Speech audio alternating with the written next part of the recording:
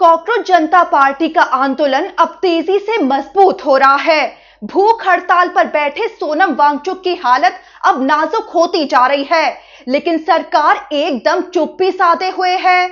ऐसे में मोदी सरकार की निर्दयता देखकर अब बड़े बड़े नेता और जानी मानी हस्तियां कॉकरोच जनता पार्टी के प्रदर्शन को समर्थन दे रहे हैं। ऐसे में ये आंदोलन अब कुछ ही दिनों के अंदर बड़ा तहलका मचाता दिख रहा है।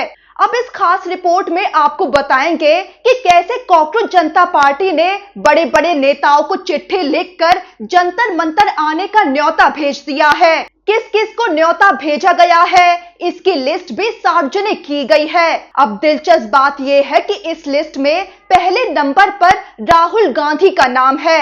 अब राजनीतिक गलियारों में चर्चा तेज है कि क्या राहुल गांधी जंतर मंतर पर पहुंचकर कॉकरोच जनता पार्टी के प्रदर्शन का हिस्सा बनने वाले हैं। आपको बता दें कि विपक्ष के इंडिया गठबंधन में शामिल शिवसेना यूबीटी के प्रमुख उद्धव ठाकरे भी राहुल गांधी को ये सुझाव दे चुके हैं कि उन्हें जंतर मंतर कॉकरोच जनता पार्टी के आंदोलन में शामिल जरूर होना चाहिए, क्योंकि राहुल गांधी विपक्ष के नेता हैं और खुद भी इस मुद्दे पर यानी शिक्षा मंत्री धर्मेंद्र प्रधान के इस्तीफे को लेकर अभियान चलाए हुए हैं। वहीं कॉकरोच जनता पार्टी ने और किस किस को चिट्ठी लिखकर जंतर मंतर बुलाया है, ये आपको आगे बताते हैं, क्योंकि इसमें विपक्ष के साथ साथ बीजेपी के भी बड़े नाम शामिल हैं। लेकिन इससे पहले आपको ये जरूर बता दें कि अरविंद केजरीवाल ने तो साफ ऐलान कर डाला है कि वो 16 जून को जंतर मंतर पर आ रहे हैं। अब कॉकरोच जनता पार्टी के जंतर मंतर पर आंदोलन में केजरीवाल की मौजूदगी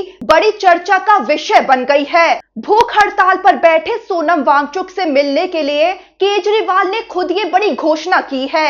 दरअसल केजरीवाल सोनम वांगचुक की गंभीर होती हालत देखकर उनसे भूख हड़ताल खत्म करने की अपील कर रहे हैं। अब दिल्ली के पूर्व मुख्यमंत्री और आम आदमी पार्टी प्रमुख अरविंद केजरीवाल खुद जंतर मंतर पर आ रहे हैं। इससे इतना तो साफ हो गया है कि ये आंदोलन अब कितना गंभीर रूप ले रहा है और कैसे मोदी सरकार की धज्जियां उड़ाने का काम कर रहा है। अब जरा केजरीवाल बोले क्या, वो भी जरा सुनिए। तो केजरीवाल ने प्रेस कॉन्फ्रेंस में बताया कि वो खुद जंतर मंतर पर जाकर सोनम वांगचुक और कॉकरोच जनता पार्टी के प्रदर्शन को समर्थन देंगे। केजरीवाल ने प्रेस कॉन्फ्रेंस में आगे कहा कि सोनम वांगचुक कई दिनों से भूख हड़ताल पर हैं और उनकी सेहत लगातार बिगड़ रही है।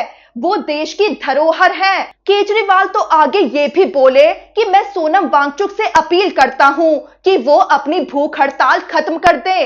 संघर्ष के और भी तरीके हो सकते हैं। वहीं केजरीवाल ने कॉकरोच जनता पार्टी की मांगों का भी समर्थन किया है। केजरीवाल ने ये मांग दोहराई कि केंद्रीय शिक्षा मंत्री धर्मेंद्र प्रधान फौरन इस्तीफा दें। केजरीवाल का कहना है कि पेपर लीक जैसी घटनाओं पर रोक लगाने और भविष्य में छात्रों को परेशानियों से बचाने के लिए परीक्षा प्रणाली में सुधार होना चाहिए। वहीं आपको ये भी बता दें कि आम आदमी पार्टी की वरिष्ठ नेता और पूर्व मुख्यमंत्री आतिशी भी हाल ही में जंतर मंतर पर कॉकरोच जनता पार्टी के प्रदर्शन में शामिल हुई थी, जहां उन्होंने भी भूख हड़ताल पर बैठे सोनम वांगचुक और छात्रों से मुलाकात की थी। अब कॉकरोच जनता पार्टी का तो साफ कहना है कि लगातार पेपर लीक और परीक्षाओं में गड़बड़ियों के मद्देनजर अब शिक्षा मंत्री धर्मेंद्र प्रधान को इस्तीफा देना ही होगा। यही नहीं, जिन छात्रों ने पेपर लीक के चलते आत्महत्या की है, सरकार उन छात्रों के परिवारों को 1 करोड़ रुपए मुआवजा दे। ये दोनों मांगे कॉकरोच जनता पार्टी की मोदी सरकार से है। इसी कड़ी में कॉकरोच जनता पार्टी का जंतर मंतर पर धरना 20 जून से जारी है, यानी पूरा 1 महीना अब होने को आया है।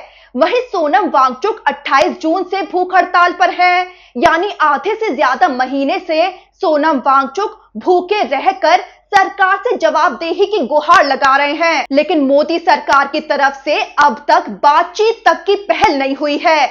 ऐसे में अब मामला तो गंभीर बनना ही था और मोदी सरकार अब बहुत बुरी तरह से फंस रही है, क्योंकि बदहाल शिक्षा व्यवस्था ऐसा मुद्दा है जिससे छात्रों के भविष्य तो प्रभावित होते हैं, साथ ही उनके परिवार वालों पर भी गहरा असर पड़ता है।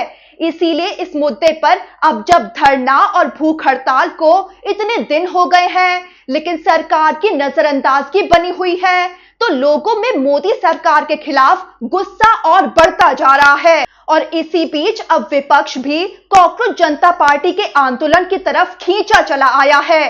तो मोदी सरकार के लिए मुसीबतों से भरे दिन होते जा रहे हैं। अब कॉकरोच जनता पार्टी ने देश के बड़े बड़े नेताओं को चिट्ठी लिखकर जंतर मंतर पर आने का न्योता दिया है।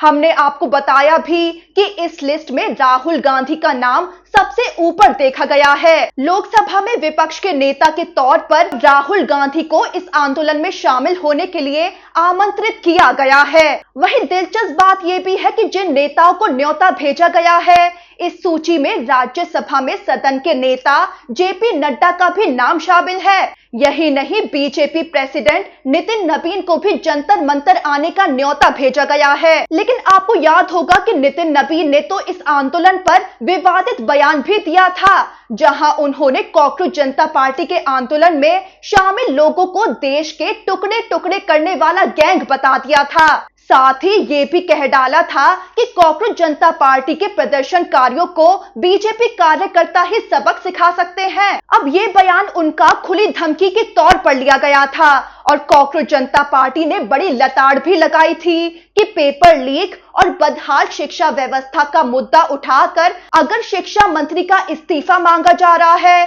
तो इसमें देश के टुकड़े करने वाली बात कहां से आती है। लेकिन अब जेपी नड्डा और नितिन नबीन को जंतर मंतर आने का न्योता देना व्यर्थ ही साबित होता दिख रहा है, क्योंकि मोदी सरकार इस आंदोलन पर और सोनम वांगचुक की हालत पर अपनी आंखें, मुंह और कान बंद किए हुए बैठी है। तो क्यों ही बीजेपी के नेता इस आंदोलन में आकर अपनी किरकिरी करवाएंगे। वहीं आपको अब कुछ और भी बड़े नाम बताते हैं जिन्हें चिट्ठी लिखकर जंतर मंतर बुलाया गया है।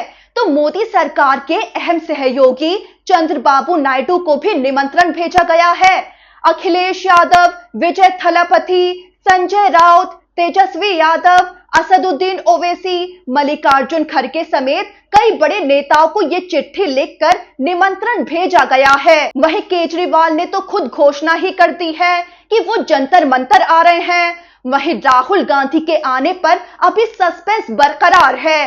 चिट्ठी तो राहुल गांधी को भी लिखी जा चुकी है। यहाँ तक कि उद्धव ठाकरे भी राहुल गांधी को सलाह दे चुके हैं कि उन्हें जंतर मंतर जाकर समर्थन देना चाहिए। लेकिन अभी सवाल कायम है कि क्या राहुल गांधी भी जंतर मंतर पर दिखने वाले हैं। वहीं आपको ये भी बता दें कि अखिलेश यादव, ममता बनर्जी, उद्धव ठाकरे और अरविंद केजरीवाल तो सामने आकर सोनम वांगचुक से भूख हड़ताल खत्म करने की अपील कर रहे हैं। दरअसल सोनम वांगचुक की हालत नाजुक होने से चिंताएं गहराती जा रही हैं।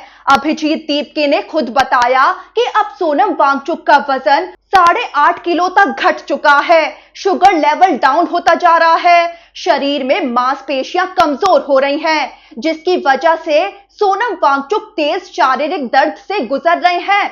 वहीं बीपी भी डाउन हो रहा है। अब इतनी गंभीर हालत देख विपक्ष तो साथ आने लगा है और चिंता जाहिर कर रहा है। लेकिन मोदी सरकार कितनी चिंता में होगी, ये भी आप अंदाजा लगा सकते हैं, क्योंकि सोनम वांगचुक को कुछ भी होता है तो मोदी सरकार की धज्जियां उड़ने वाली हैं। हालांकि मोदी सरकार की अकड़ भी नहीं निकल रही है।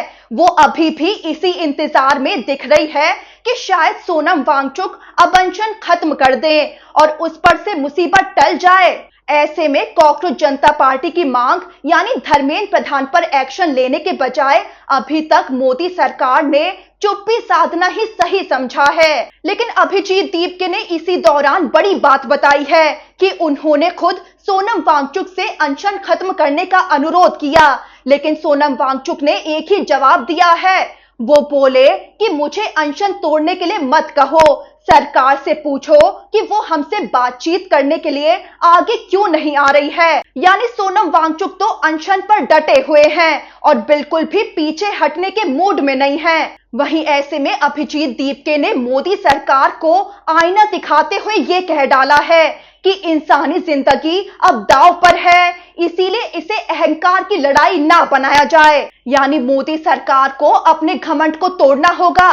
सरकार की वजह से इतने महान व्यक्ति ने अपनी जान दांव पर लगाई हुई है। वहीं आपको ये भी बता दें कि कॉकरोच जनता पार्टी और खुद सोनम वांगचुक ने ये घोषणा भी की हुई है कि 20 जुलाई को जब संसद का मॉनसून सत्र शुरू हो रहा है, तब संसद के पहले ही दिन वो जंतर मंतर से संसद भवन तक मार्च निकालेंगे, जिसका मकसद है कि सरकार के और करीब जाकर हल्ला बोला जाए, ताकि जो सरकार नजरअंदाज करके बैठी हुई है उसको युवाओं की ये आवाज सुनाई तो दे।